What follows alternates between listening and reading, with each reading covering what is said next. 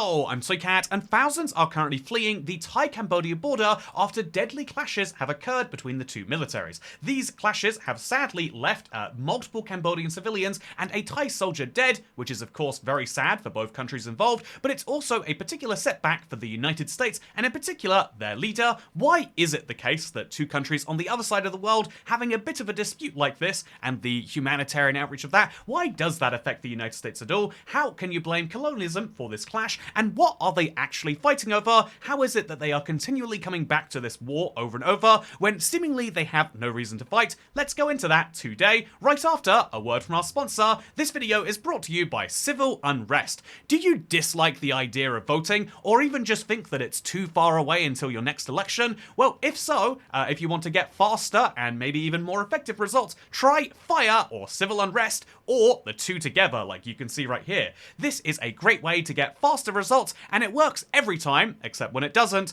and if you use code TOYCAT, you'll even get 10% off. Which, incidentally, is the amount this guy should be taking off his bread. You cooked that a bit too long in the fire, I hate to tell you. Anyway, with that said, let's get into the Thai-Cambodia issue, because if you've never seen these two countries on a map, they do in fact share a border, and what's interesting is that Thailand has the weird, notable, feature of being one of the few countries on Earth that can reasonably claim it was never colonized by any major European power. This is something a lot of countries try to claim, like Ethiopia, but they'll be like, we were only colonized by the Italians for a few years.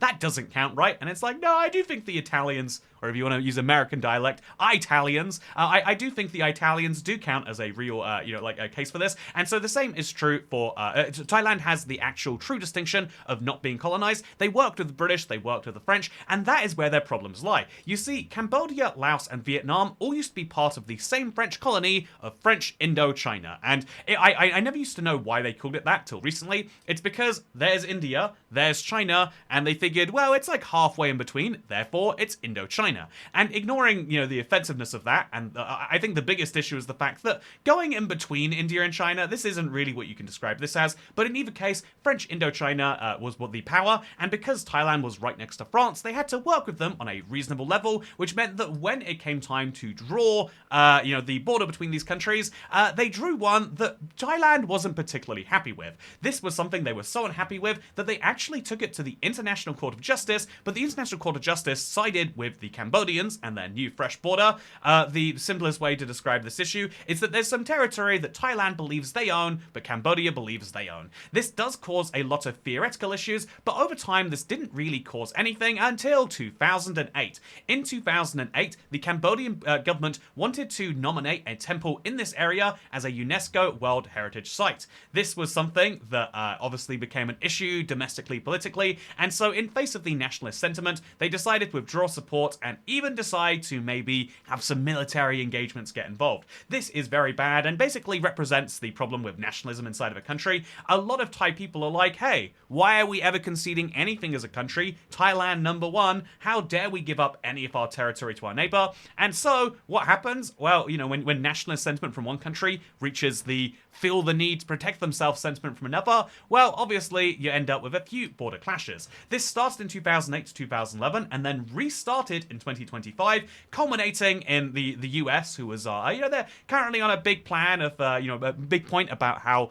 the president is like making a big deal about stopping wars. He came in and he's like, whoa, guys, I know that you got a big problem here, but no, you are not fighting, it's not okay. Effectively playing world police in the way that people actually like. He got the two sides around the table, and one of the, again, no matter what you think of Mr. Trump and his domestic or international policies, in this case, he got the two sides together. They did one of these classic showing the showing the thing to everyone, orders, and wow, what do you know? There was peace. This peace was signed on the 26th of October, 2025, and everything's been perfectly fine since then. No, I'm making this video, so that can't be true. So what happened since then is that Thailand started to launch air raids along the border. But, why? Why did Thailand start doing that again? They just signed an agreement not to. Well, the simplest summary of this is that, well, although this is a really old border, there was a Cambodian rocket barrage on the 24th, which started the initial conflict. And then after they signed the ceasefire, Thailand said that it had some issues because two of its soldiers were injured in a landmine explosion near the Cambodian border. You see, Cambodia is now really locking down the fact that this is our territory. They even legally proved it, and so they're putting landmines on the border, which is killing some Thai soldiers, which I would say not an ideal, not an ideal thing. I think that if you have a military, you probably don't want the people who work in it to die. And so what resulted from that? Well, these landmines have resulted in the Thai military sending in some strikes, which has resulted in the clashes that you're seeing right now. And now you see thousands of people, including people who work in schools. 650 schools in the provinces have been forced to shut for safety reasons. There's a bunch of people living in bunkers, for a little bit, and a former journalist shares several clips of children running out of their schools frantically. There's a lot of people who believe that a war is about to come here again, despite this peace deal, and so I do imagine that this will eventually and inevitably end. But there's a bit of a problem here, right? The first war, even though the first war did end with a ceasefire and a lovely agreement, I think what the first war kind of proved is that there is a real mismatch between these countries militarily. I think the mismatch is very clear from looking at the first war, if you want to dive into it. But I think just to someone who just wants the broadest overview, here are the ASEAN nations. It's like the EU, but for Southeast Asia. And if we look at the ASEAN nations compared, you can see, Indonesia has, all of the people who live in ASEAN, the majority. I'm exaggerating for effect. But they also have the majority of the GDP. But when it comes to GDP per capita, Singapore and Brunei are above the rest. That's not relevant to my point. I just wanted to make it because I think it's crazy when you look at just how far Singapore has a comparable GDP to Thailand, despite having more than 10 times fewer people. But if you look at Thailand's GDP, they got about half trillion or so, compared to Cambodia, which has about 29 billion. This combined with the population, where Cambodia has... so Thailand has richer people per person, they have more people, and you combine these together and you get a mismatch that even if Cambodia dedicated 100% of their domestic product to the military, they still probably would lose a war. And the only reason that both countries don't want to fight is that it's not really in their interest. They're both part of the same union, and indeed that the United States comes out pretty clearly saying, you guys are not going to be doing this. Obviously, their ASEAN partners don't want them fighting either, but the United States in particular, and Mr. Trump is out here saying, yeah, you will stop this fighting right now. And this is a weird thing for many people. I think especially both people who are very isolationist within the United States, but even people who are of the belief that, the United States only intervenes in situations where they can make some money. Why would they intervene in this case? And I thought, why does the US care if two nations on the other side of the planet that they don't do too much trade with the US go to war? And I think the simplest answer is world stability kind of relies on the idea that war is an absolute no-no under all costs. You see, if a border dispute is a reason to go to war, well, I've got some bad news also. I've got some bad news about who might be involved in a border dispute, because here is a fun map. Actually, can I complete...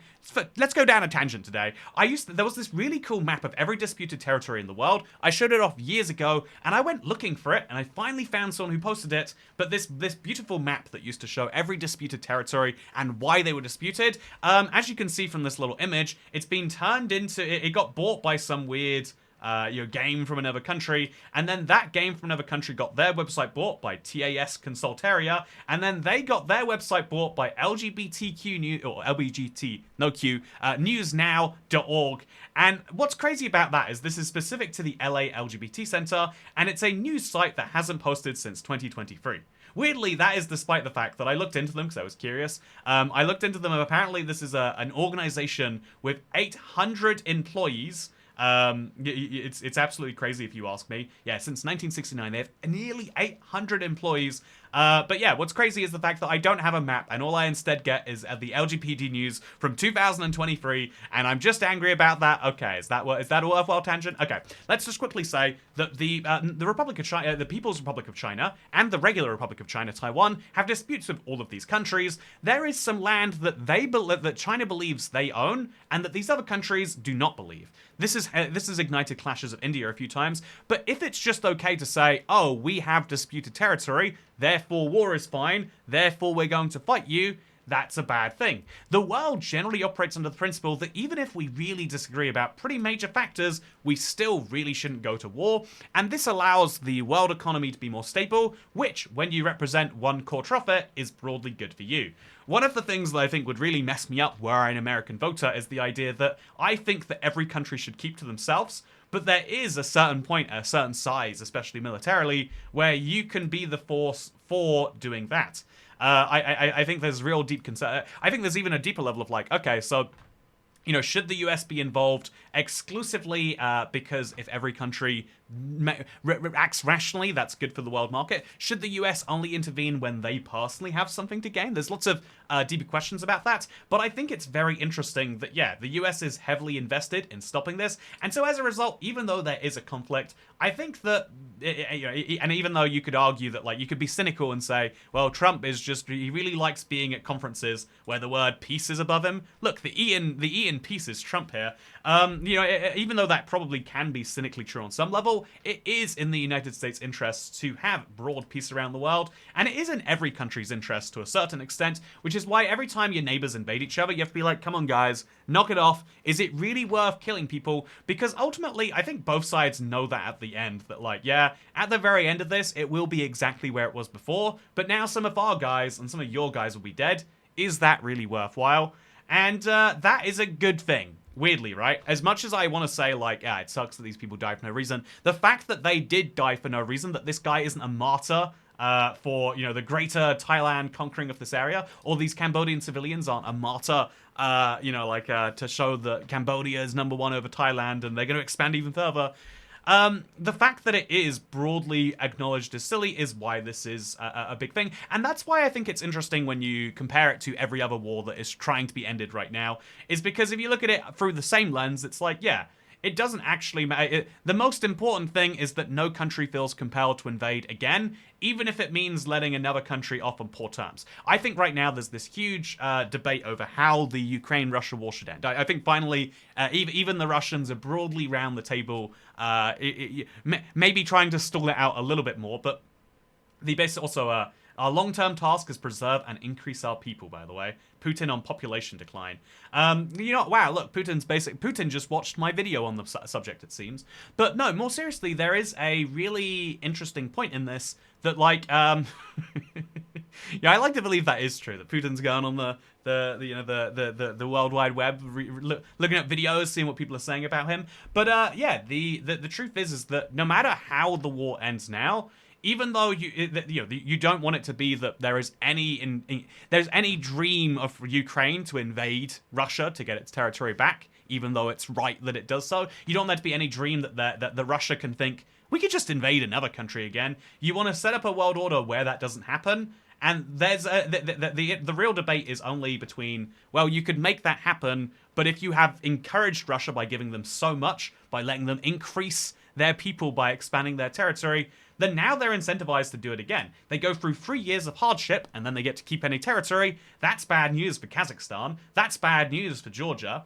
It's less bad news for Estonia and Latvia because they're in NATO, but it's questionable news for them if we're talking about European NATO funding itself. There is a really interesting thing here that is like, yeah, within the idea of global world order, what is more important, the right thing or the stable thing? And weirdly, that is the choice you have to make. That is one of the reasons why the concept of the US president has been the leader of the free world, and I think that's why it can be crazy when the leader of the free world says pretty unorthodox things. With that said, though, yeah, Thailand and Cambodia are currently fighting over a very minor border dispute that seems to continuously, strike up. But just like many other conflicts around the world, hopefully it calms down. I mean, Armenia and Azerbaijan, say what you will about it, but in the grand scheme of things, in 100, 200 years ago, it would have been a great war that one country would have fully annexed the other, or one of their neighbors would have had to intervene. But it's broadly good that most conflicts happening in the world are quite minor, and if we can solve the biggest ones,